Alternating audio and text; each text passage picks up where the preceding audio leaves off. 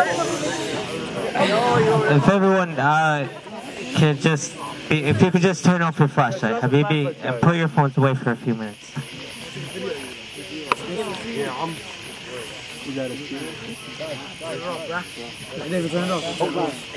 Why, man? Give a round of applause.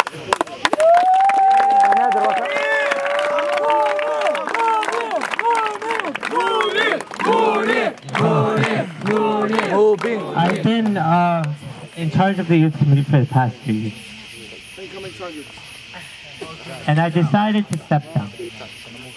And what I wanted to do today in my last camp, in my last campfire, was reflect on the past years of me, not just as a youth committee leader, but in my own personal spiritual development. And this isn't just so that, you know, I could show off and say Muneer is mashallah or mashallah, or show you, you know, Muneer used to be like this or that. It's that so we can all reflect and that we can all learn. And I will be honest to you guys, up until about 2 years ago, I was a Muslim by name, but I was not a Muslim. I didn't feel Islam. Up until 2 years ago. Up until my sophomore year of college. And yeah, I was active in the masjid. I was, you know, on the youth committee, even president of it for some time. But I'll tell you what this was. This was pseudo-activism. This was activism, you know, working for the masjid or the sake of Allah or this or that under a false pretense. The reason I did it was just to have fun. Just because, you know, I love power. I love to be the person in charge. I love to be the person who was on the microphone. I love to be the person, you know, who would run that meeting or do this. So that's what my activism was under. It wasn't for the sake of Allah. I was just happening to show off, and it just happened to be in the masjid. And then about 2 years ago, I was one of the main planners of the IMY convention. And I remember so clearly in this convention, can you just take the fine? I remember so clearly in this convention a single point. It was this point where everybody went to pray Asr.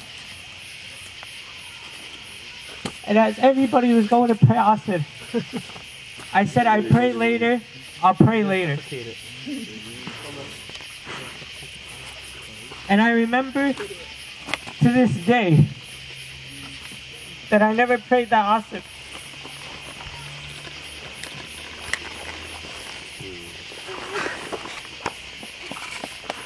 I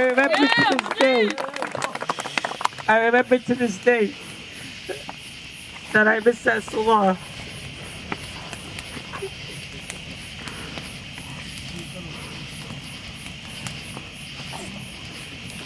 And I remember, you know, I didn't plan this convention so I could change. I didn't plan this convention so that I could become a better person. But the second day of the convention, I had to go straight to school. And my school is in Philadelphia, and it's this 2-hour car ride. And usually, you know, on the way there, I just be listening to music all the time. Like anybody else. Any music, any channel, I really didn't care. But this one time, for wallahi, it appeared to me like it was no reason. I just decided, I thought to myself, you know what, I just planned this whole convention.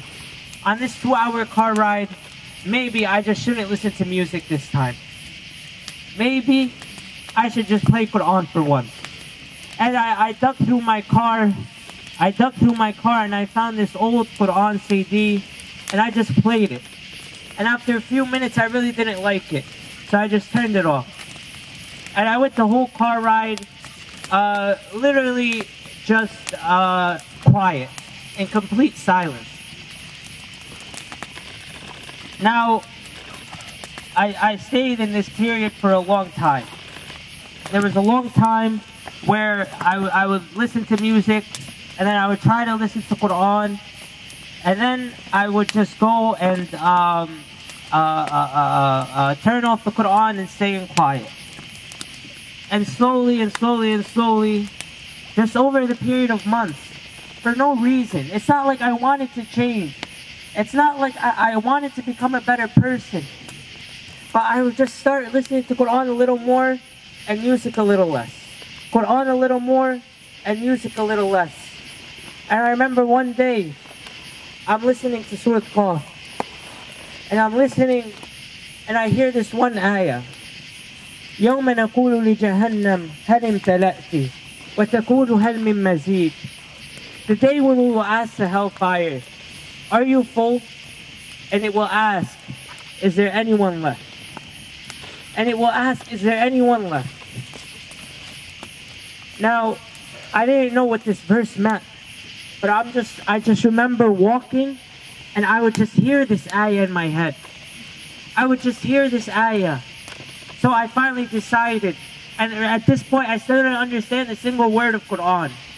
I just decided that I would go look it up.